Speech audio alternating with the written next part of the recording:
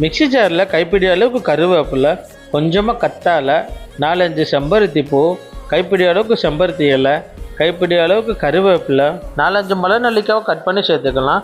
கூடவே கொஞ்சம் சின்ன வெங்காயம், ஒரு 10 கிராமுக்கு ஜடா மஞ்சள், நாட்டு மருந்து கடையில் கிடைக்கும். அதே மாதிரி 10 கிராம் ரோஸ்மரி, வேம்பாலை பட்டை. பட்டையாக தான் வாங்கணும், பொடியாக வாங்கிடக்கூடாது. நாட்டு மருந்து கடையில் கேட்டு வாங்குங்க. கூடவே கொஞ்சம் வெந்தயம் சேர்த்து 1/4 டம்ளர் கீழே தண்ணி ஊற்றி குறை அரைச்சி தனியாக வச்சுக்கோங்க. அடிகனமான சட்டில் செக்கில் ஆட்டின தேங்காய் எண்ணெய் 1/2 லிட்டர், கூடவே 100 இல்லை 50 மில்லி விளக்கெண்ணெய் சேர்த்துக்கிட்டு அரைச்ச விழுதையும் உள்ளே இறக்கி எல்லாத்தையும் நல்லா மிக்ஸ் பண்ணி விட்ருங்க. அடுப்பு ஹை ஃப்ளேமில் இல்லாமல் லோ ஃப்ளேமில் ஒரு 20லேருந்து ஒரு 25 நிமிஷம் நல்லா வேக வச்சா போதும். நம்ம ஊற்றின எண்ணெய் மேலே வந்துட்டு போட்ட விழுதெல்லாம் முறுமுறுன்னு கீழே இறங்கிடும். இந்த பதம் வந்ததும் அடுப்பு ஆஃப் பண்ணிடுங்க.